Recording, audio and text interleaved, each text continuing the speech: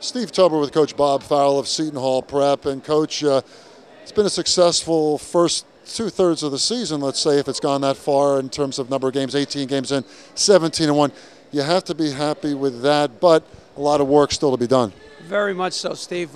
We just told them in the locker room after our Columbia game that we need to straighten out our defensive intensity, and we've got to do a better job handling the ball with the lead and not waste as many offensive trips as we have. If not, we're going to have to slow down, and I'll have to be a little bit more of a orchestrator of offense. I mean, you certainly scored enough points in a game like today in early February against Columbia, but you're also giving up points at times. And like you're saying, you don't want to waste trips down the floor. It's a matter of more consistency, but it's still a relatively young club. Yeah, we have a real mixture. We have some, Caprio's a veteran, but Screlge is playing really the first time with all his steady minutes. Sterling played a lot last year.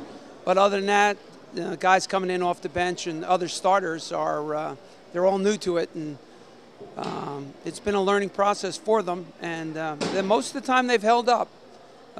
We've held up, and on the road we haven't lost. We lost in one neutral site, but I have to give them kids credit because we've gone into some tough venues and came out with wins. The one thing I like in watching Seton Hall Prep basketball, sharing the ball, the interior passing, everybody can pass the ball, which is fun to watch in high school. Well, I always tell them that, you know, it's not the fancy play that people appreciate and teammates appreciate. It's the simple, proper pass at the right time, and I think we're getting the knack of that. I mean, we've heard a lot. Sterling Gibbs is one of the prime juniors in New Jersey, and John Caprio's had a tremendous senior year. But Matt Screlge is kind of a typical Bob Farrell role player. Doesn't get a lot of headlines, but he really kind of epitomizes the kind of basketball you like. You always need people like Matt Screlge on your team. You can't be looking the scorebook after the game and figure out how well he played, because he could score 2 points and be the best player on the floor. He could score 12 points, 20 points, and be the best player on the floor. He does so many of the intangibles defensively, gets steals, dives on the floor. He gets key rebounds, and he can do it all.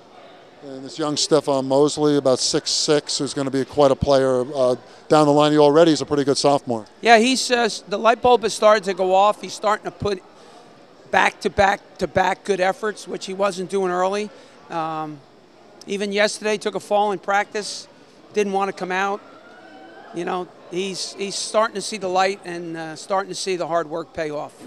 A lot of teams banging heads in the Super Essex Conference. I was talking to Milt Gaylord of Science Park, who elected not to go in the tournament.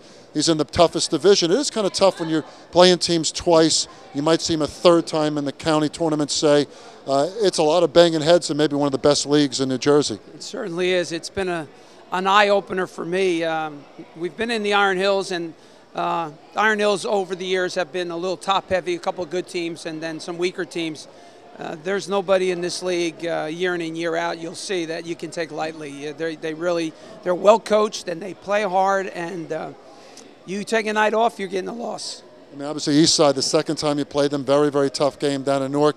You beat them fairly handily to start the season, but you know, if you lose a guy, say, to fouls in the course of a game, which happened for a little while tonight, right, with John Caprio, you can fall to a University in Eastside or a Shabazz on any night. Most definitely. Our kids know. We were down 13 to Eastside with 4 minutes to go in the third quarter, and they were just controlling every aspect of the game. And so we know that you know, the county tournament to me is tougher than the state tournament many times, and we've won a lot more state tournaments than we have counties, so we understand what lies ahead.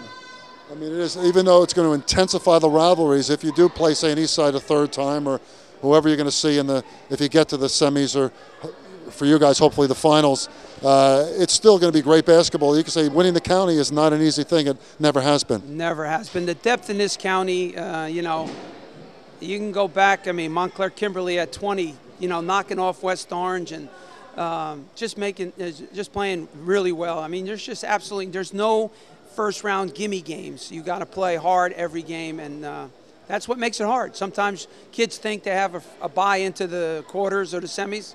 Not in this county. Now, you in your 33rd year, is it still as enjoyable for you as I hear it is for someone like Bob Hurley or Milt Gaylord at Science? I mean, do you still enjoy the teaching and the defensive practice every day? I love practice. We don't start till 4:30, and we don't finish many times till 7 o'clock. And the kids lift before practice, so they're going for 3.5 hours.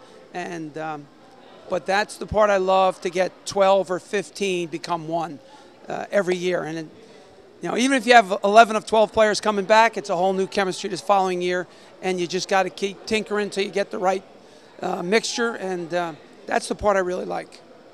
Well, you're getting close. I think 750 wins down the line, not too far, if Jeff Goldberg is correct with his numbers. So it's been quite a run. Well, Bob Farrell, good luck the rest of the way in the counties and the states, and thanks for stopping by. Thanks, Steve.